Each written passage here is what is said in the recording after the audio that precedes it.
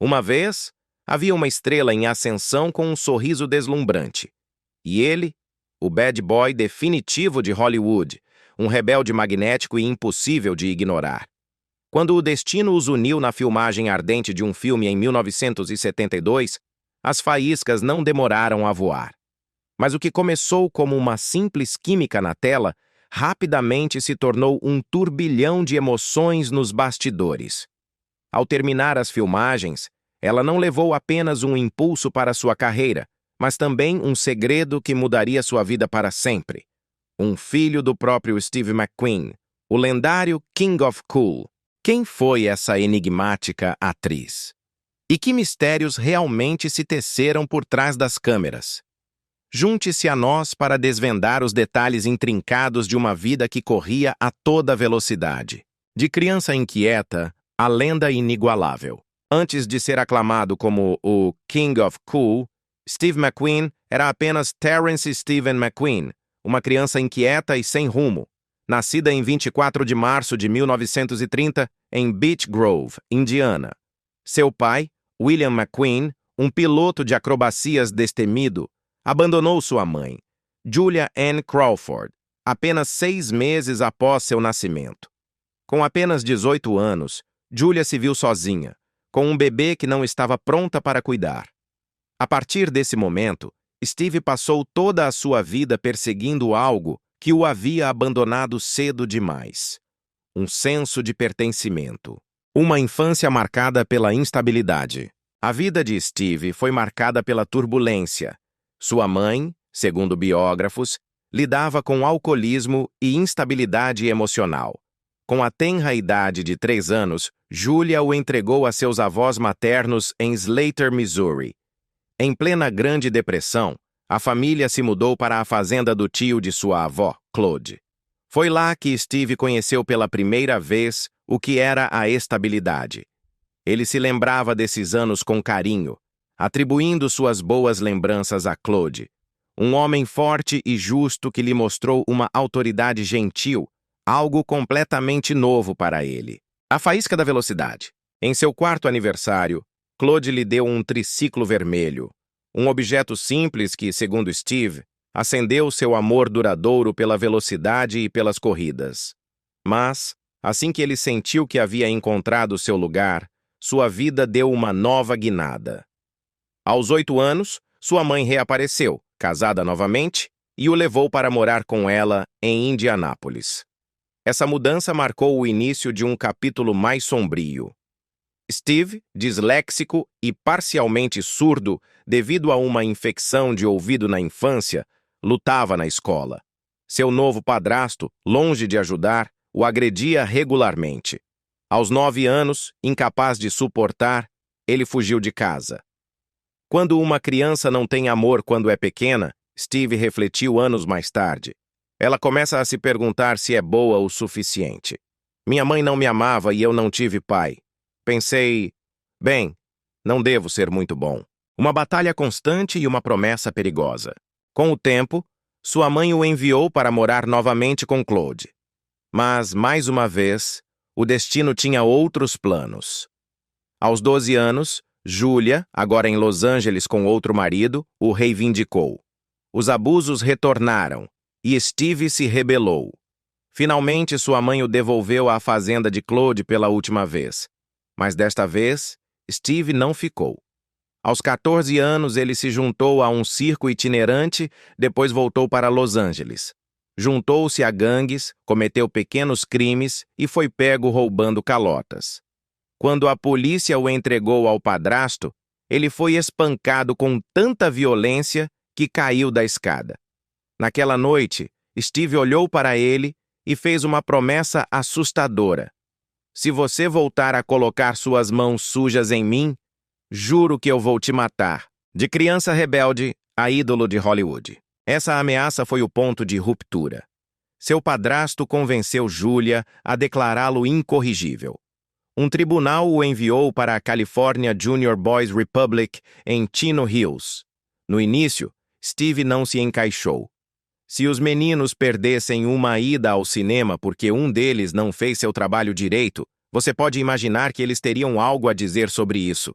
Eu paguei minhas dívidas com os outros companheiros várias vezes. Recebi minhas surras, sem dúvida, ele se lembrava. Mas, com o tempo, algo mudou. Steve amadureceu, ganhou o respeito de seus colegas e foi eleito para o conselho de meninos. O lugar que era para destruí-lo, na verdade, o ajudou a se construir. Aos 16 anos, ele deixou a Boys Republic, mas nunca a esqueceu. Mesmo depois de se tornar uma estrela de Hollywood, ele voltava frequentemente para visitar os meninos, oferecendo o encorajamento e a esperança que ele nunca teve. Uma busca incansável. De volta com sua mãe na vibrante Greenwich Village, em Nova York, Steve continuava buscando um propósito. Ele se juntou à Marinha Mercante e embarcou para a República Dominicana. Mas uma vez em terra, ele abandonou o trabalho e se tornou um andarilho, cruzando fronteiras e aceitando trabalhos esporádicos. Sua busca por um lar, por um lugar para pertencer, ainda não havia terminado. Steve McQueen, o King of Cool, não nasceu no topo. Seu caminho para a fama foi um labirinto de desventuras. Ele trabalhou em um bordel, vendeu canetas em um parque de diversões, foi lenhador no Canadá e, após uma prisão por vadiagem, acabou em um grupo de trabalho acorrentado no sul dos Estados Unidos. Mas o ponto de virada, o momento em que sua vida mudou para sempre, chegou em 1947. A disciplina que forjou um homem. Ainda menor de idade, Steve pediu permissão à sua mãe para se alistar nos fuzileiros navais. Ela aceitou, e ele foi enviado para o rigoroso campo de treinamento de Parris Island, Carolina do Sul. O caminho não foi fácil. Ele desafiou a autoridade, se ausentou sem permissão e foi preso enquanto se escondia com sua namorada, Barbara Ross. Após resistir à prisão, ele passou 41 dias na cadeia. Mais uma vez, Steve teve que aprender da maneira difícil, mas desta vez, a lição o serviu para sempre. Após ser libertado, ele se comprometeu com a disciplina militar. Durante um exercício no Ártico, sua bravura brilhou intensamente. Ele salvou a vida de 5 companheiros ao tirá-los de um tanque que estava afundando.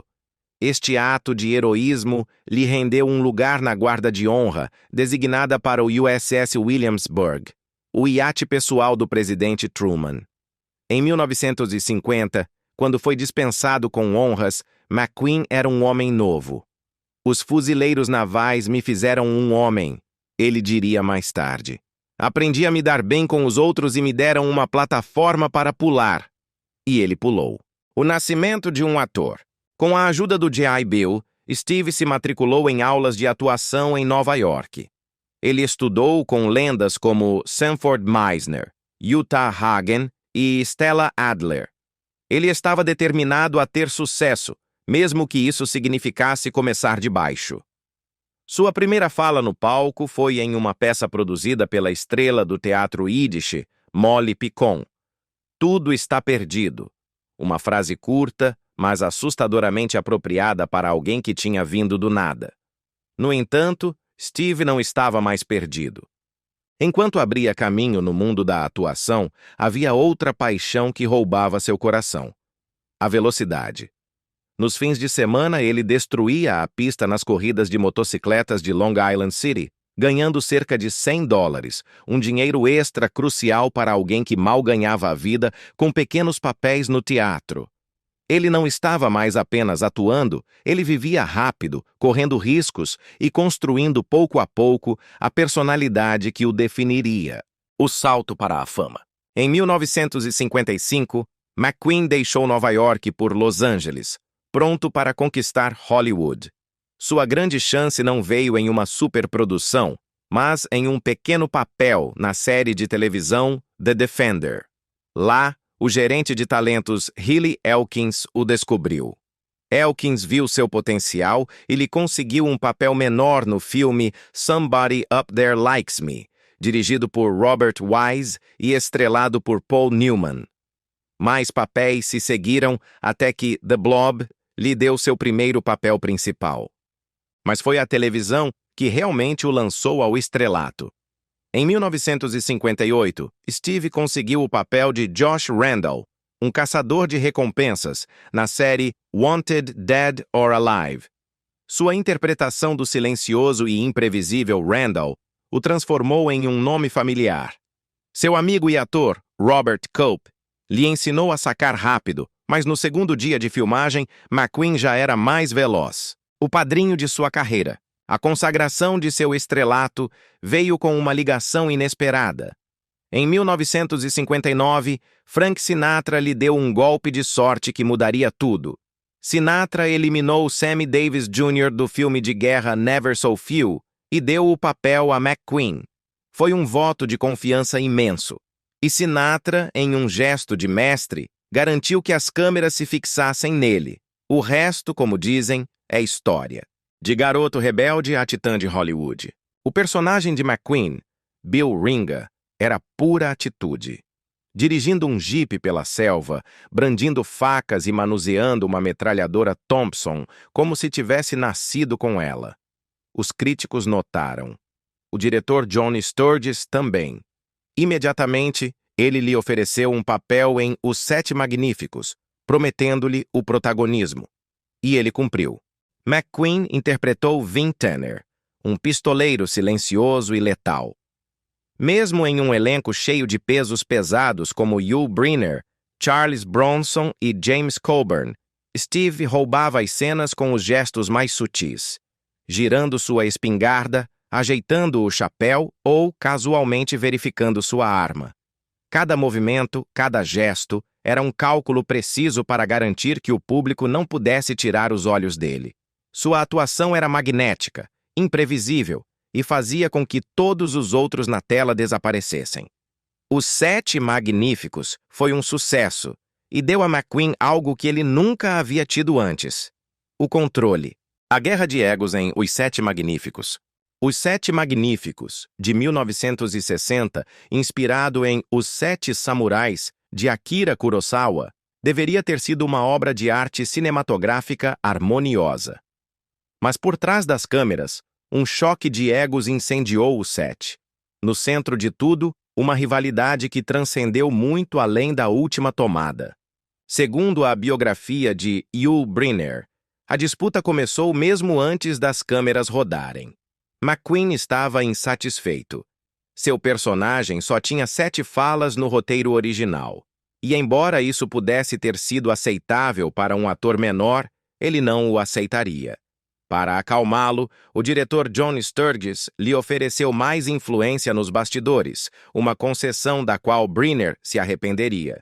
Com seu novo poder, McQueen encontrou maneiras sutis de roubar a cena.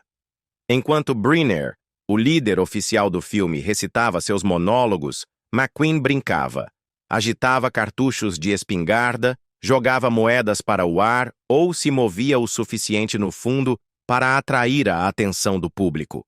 Quando isso não era suficiente, ele recorria a travessuras físicas.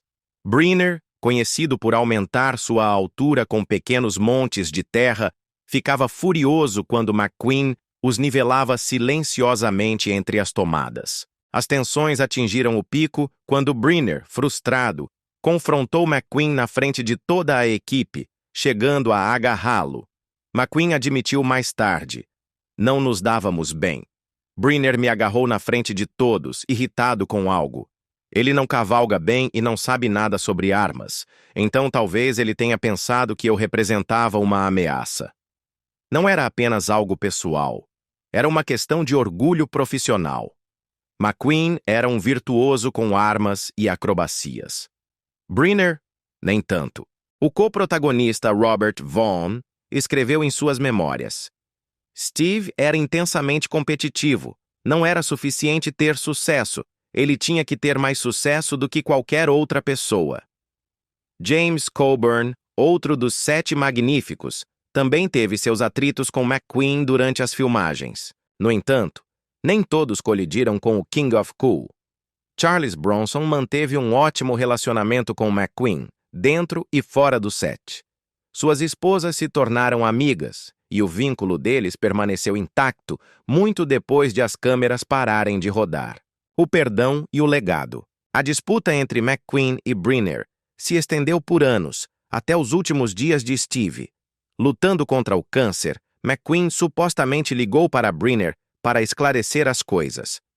Você poderia ter me demitido do filme quando eu te irritei, ele disse.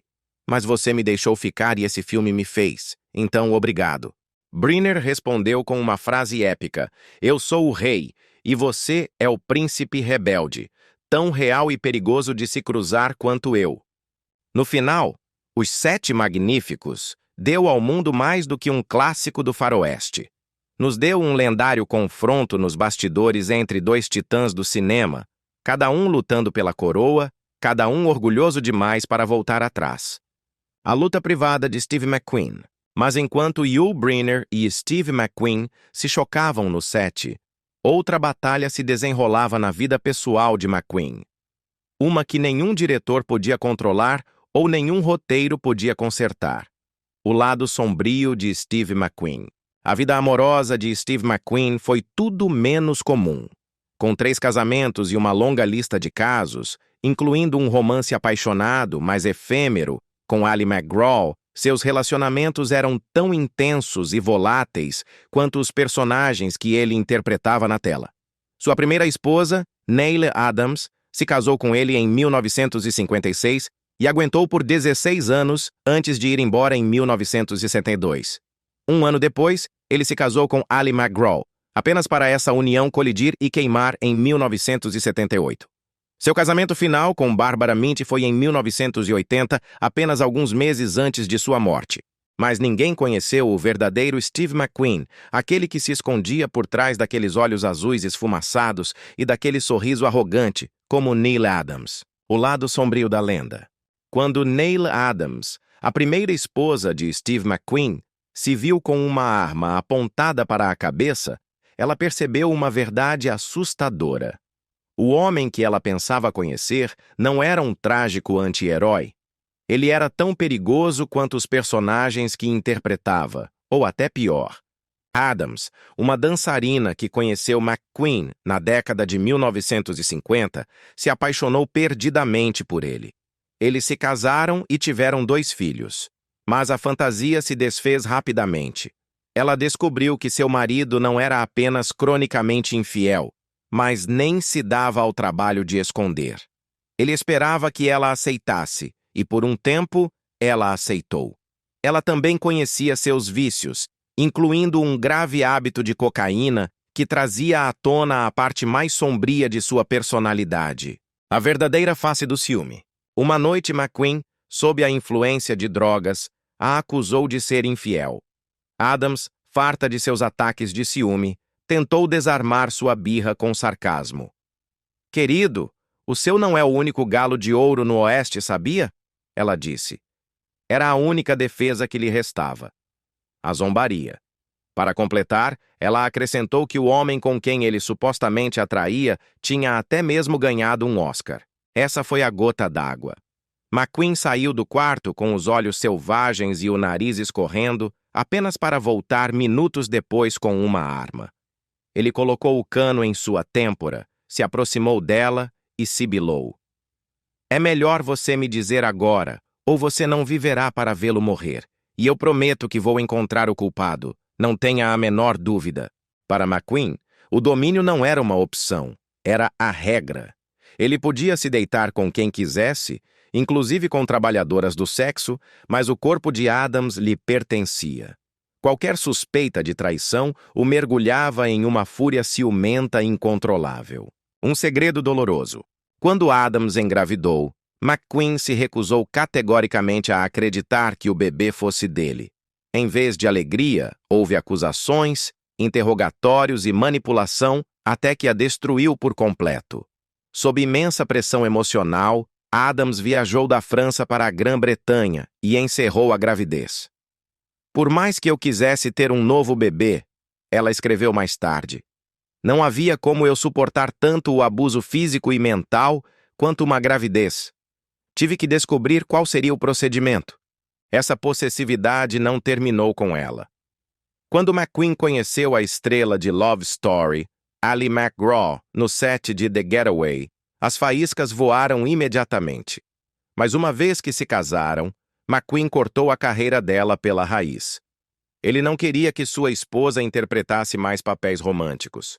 McGraw desapareceu da tela grande por anos, só reaparecendo depois que eles se separaram em 1978.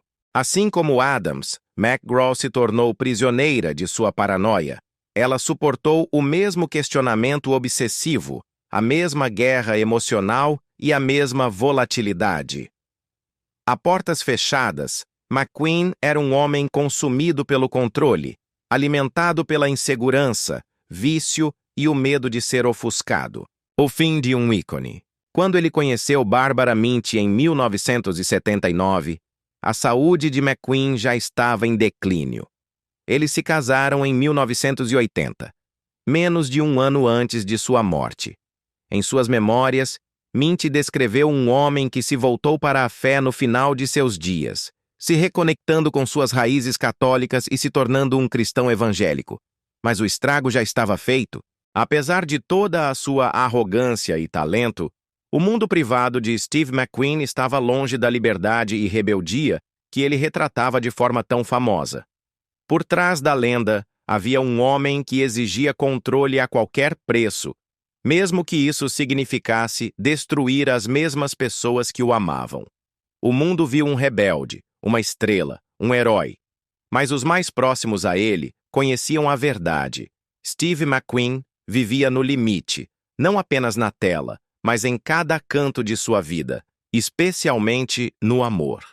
E em nenhum lugar isso foi mais óbvio do que durante o caótico verão de 1972, quando um romance no set saiu selvagemente do controle. De rainha de Hollywood a prisioneira do amor. Enquanto Steve McQueen se consolidava como o King of Cool, Ally McGraw, a filha de 2 artistas, ascendia ao estrelato.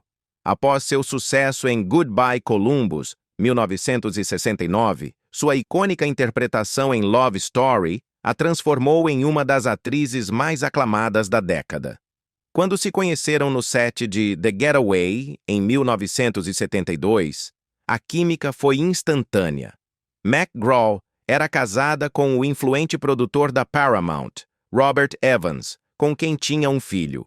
Seu casamento glamouroso era um dos mais admirados da indústria, mas tudo mudou quando McQueen apareceu no set no Texas. McGraw quase recusou o papel, não apenas para ficar em casa com seu filho, como ela disse à imprensa, mas porque, no fundo, ela pressentiu o perigo. Em suas memórias, Moving Pictures, ela confessou: "A verdadeira razão pela qual eu hesitei era que eu sabia que iria me meter em sérios problemas com Steve. E ela estava certa. Este era um homem que podia entrar em qualquer sala e, homem, mulher e criança, todos diziam: 'Uau, o que é isso?'", ela disse à revista People em 2018. E eu não fui a exceção. Um amor proibido e um preço alto demais. Assim que as filmagens começaram, o romance deles se desenrolou. "Eu estava obcecada com Steve a partir do momento em que ele entrou no meu mundo", ela escreveu. "Nunca havia ar suficiente para eu respirar e mudar esse sentimento. A imprensa não se cansava deles. O romance impulsionou o sucesso do filme, mas o drama fora da tela foi o que realmente cativou o público." No final daquele ano, McGraw deixou Evans. Em julho de 1973, ela se casou com McQueen. Mas desde o início, o casamento veio com condições. McQueen insistiu que ela assinasse um acordo pré-nupcial que estabelecia que ela não levaria nada em caso de divórcio. McGraw aceitou. Ele também exigiu que ela deixasse a atuação completamente. No auge de sua carreira, McGraw se retirou dos holofotes para ficar em casa. Por um tempo, eles foram felizes, mas as rachaduras não demoraram a aparecer.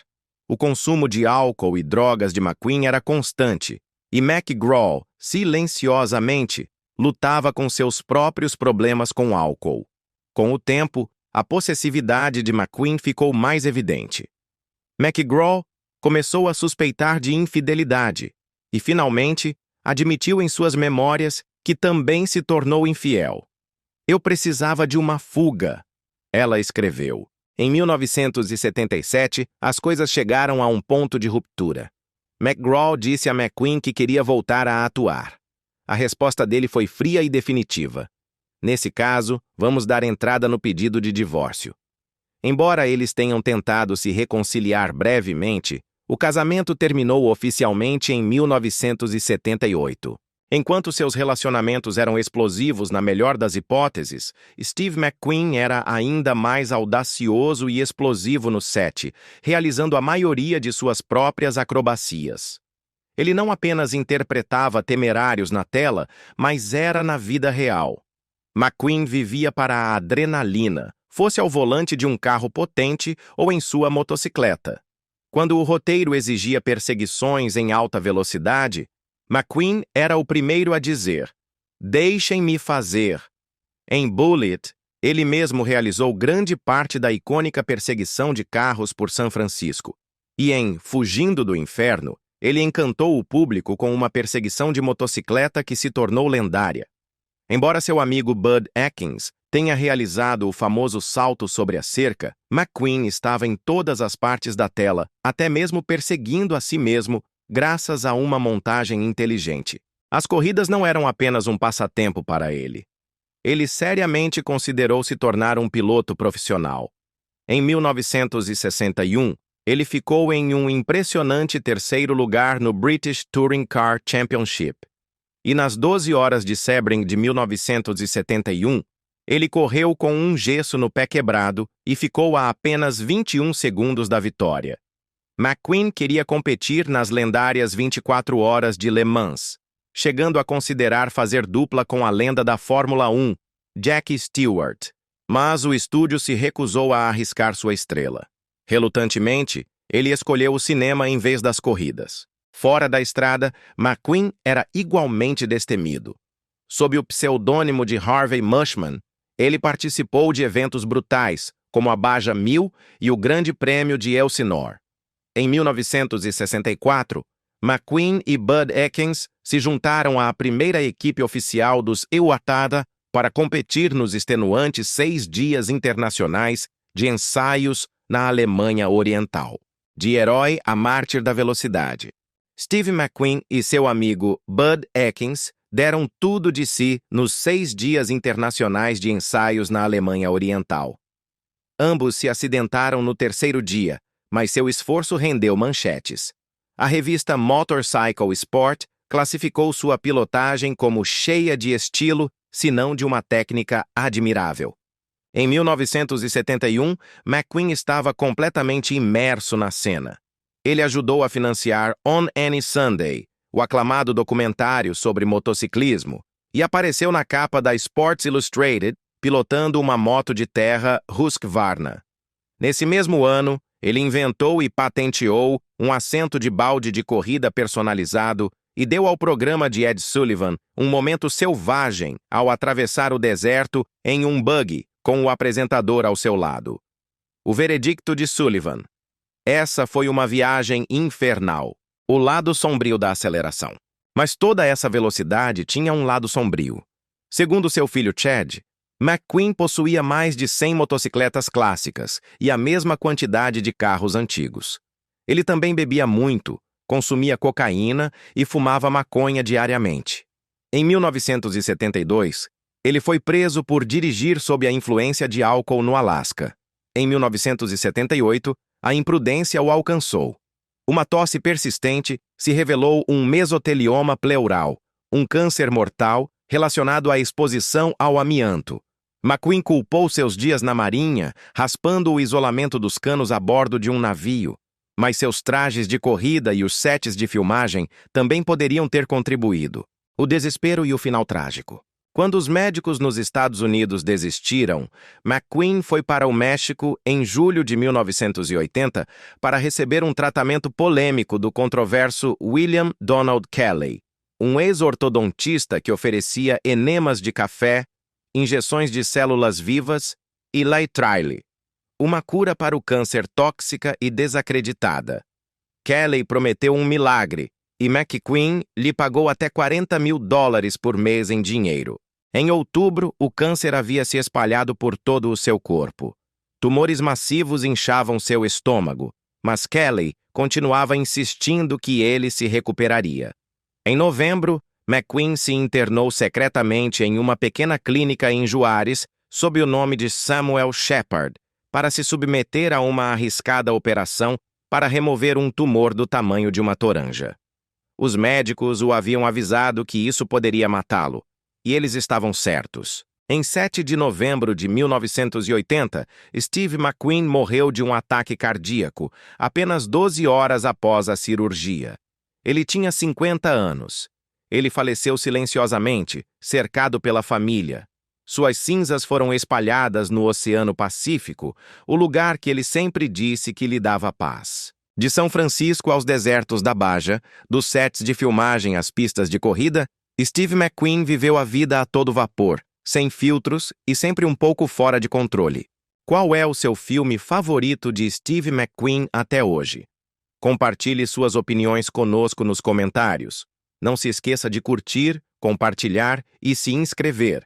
E clique no próximo vídeo que aparece na sua tela. Você vai adorar. Você vai adorar. Você vai adorar. Você vai adorar.